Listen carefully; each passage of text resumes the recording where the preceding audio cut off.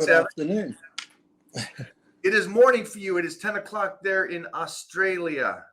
Yes, I've been up for 6 hours already. You know, as you get older, you get up early. I'm up at 4 a.m. every day. You're living my lifestyle, getting up early like that. Then I'm in bed by 8:30 probably at night. You're as lame as I am then. We're to bed early. No life. Look at me. I don't even shave anymore. What's going on? Come on. You're a race car driver, so you're supposed to have that edge now, the scruff, the attitude, pop the top at any time. I used to be a race car driver, like I used to be a bodybuilder, and used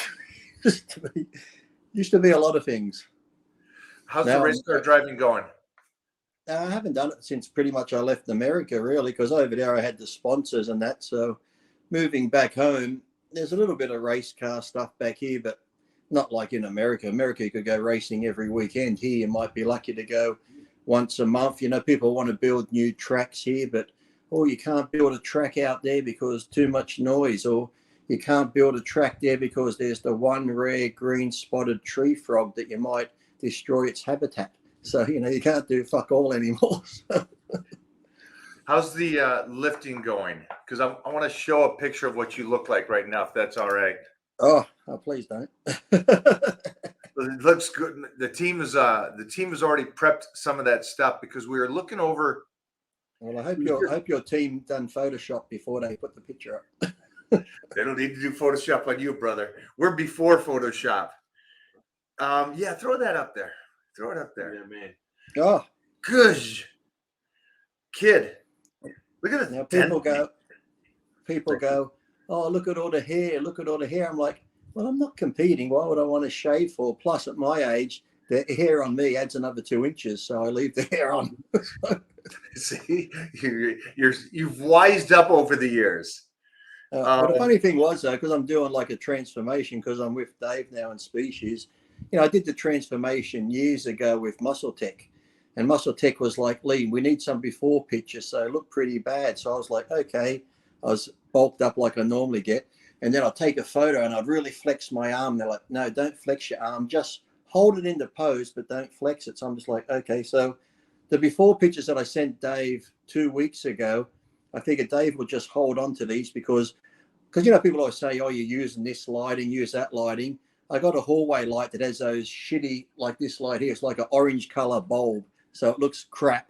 I didn't pump up. This was like before bed. I'm like, said to the wife, oh, fuck, Dave needs those photos. Let's do them. So I didn't pump up, got the shitty lighting, took them. And then I thought, oh, Dave will hang on to them and he'll wait for me to do the transformation, and then he'll put them side by side. I go to bed. I get up at 4 a.m., about to have my coffee. I go online. I'm like, what the fuck? He's posted them? You already threw them up.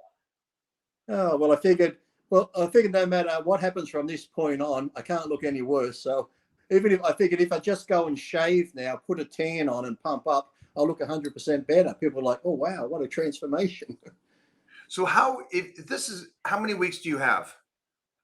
He said I can do 12 to 16, just the change and that. But I'm coming over there in 9 weeks. So once I know I get there, the diet's out the window. So it might be a 10-week, 11-week transformation, because I figured in another 4 weeks, I'm just going to shave, like I said, pump up and do some more photos. And that could be it, because I've gone from eating, like I would eat somewhat clean, but then if I had chicken and rice and vegetables for lunch, in between I might have a chocolate bar, but then I might have steak and rice. But just having that little tiny bit of junk food, when I go to train, I feel better. I got more energy and stuff like that. So now I've just gone to chicken and rice and chicken and potato, steak. And it's almost like a freaking contest diet. But, you know, I'm on a contest diet with no drugs. I'm taking 300 milligrams of test every 10 days. That's it. So I'm thinking now 2 weeks going from eating what I want to this. The second week, I'm like, oh, I got no energy now. This sucks. I didn't diet this hard for a contest. So now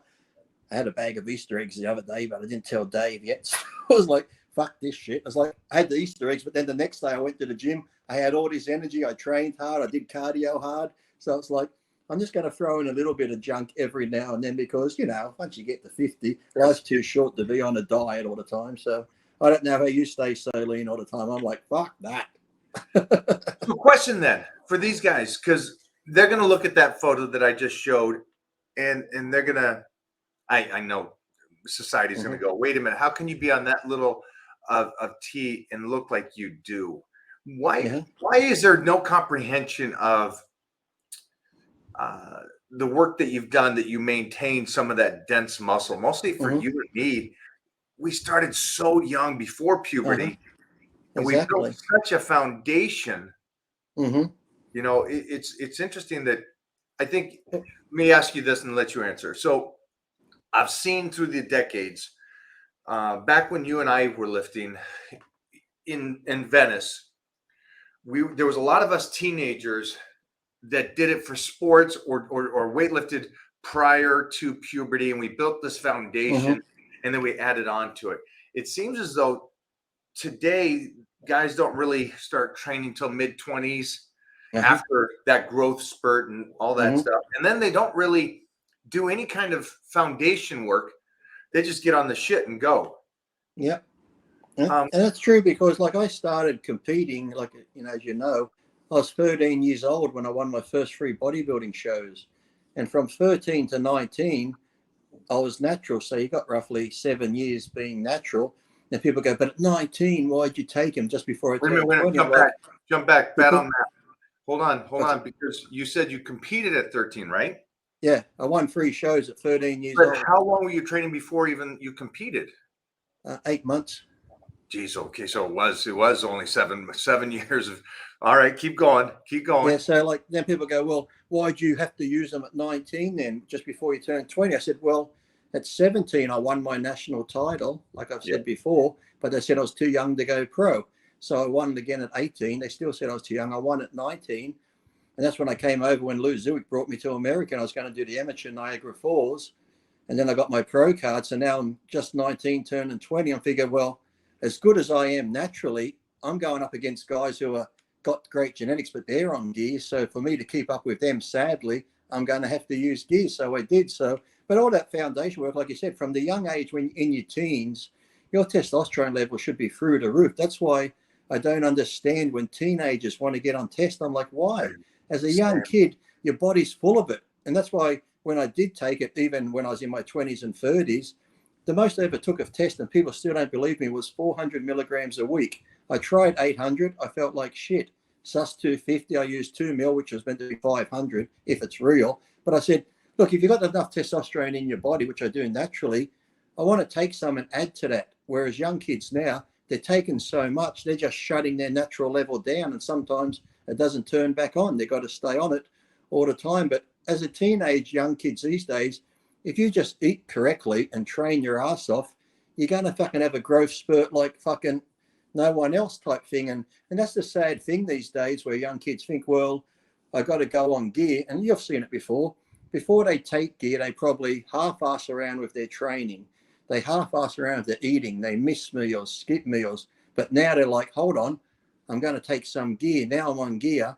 I'm going to train every day. I'm going to eat 6-7 meals. And I'm like, listen, if you took the gear out of it and you just went serious on your training and 6-7 meals, you would have made the same fucking gains without the gear. And then it's like when they come off the gear, they go, well, I'm not on gear now. So they relax their training, their eating goes back to shit, and then their size just goes, bleh. Well, like those photos there, this is the first cycle I've been on in probably 4 years, or maybe 3.5. Because when I had the neck operations and stuff, I figured I'd try a bit of DECA in 2015, 16 to see if that would help the injury, but it didn't. So I'm like, oh, fuck it. And I think, well, I'm not competing.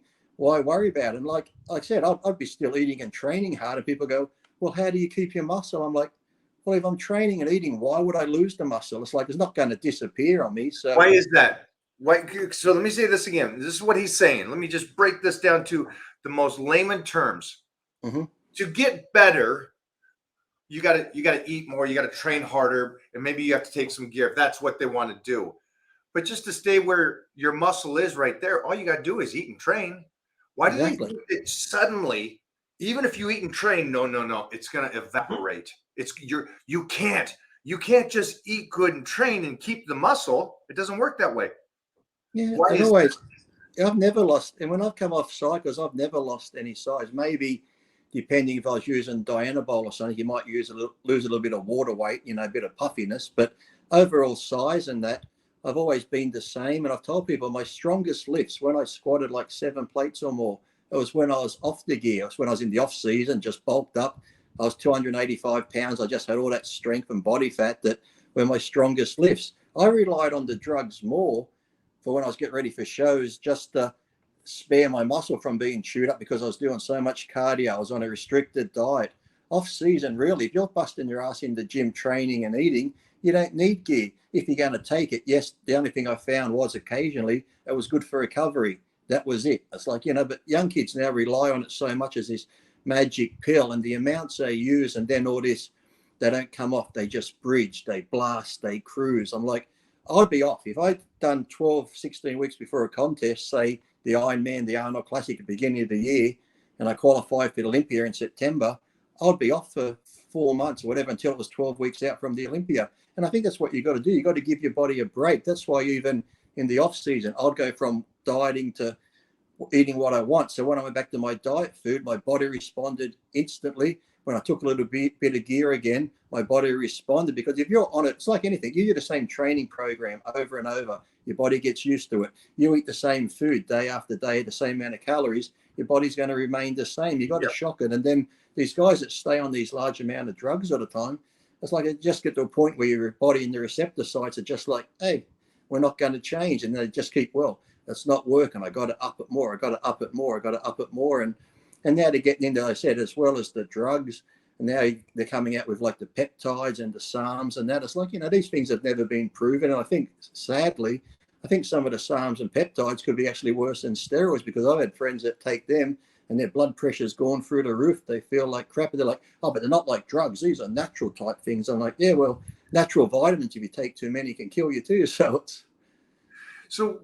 okay, then let me, because you ran over this and they probably won't pick up on this, but will you tell me what's more important?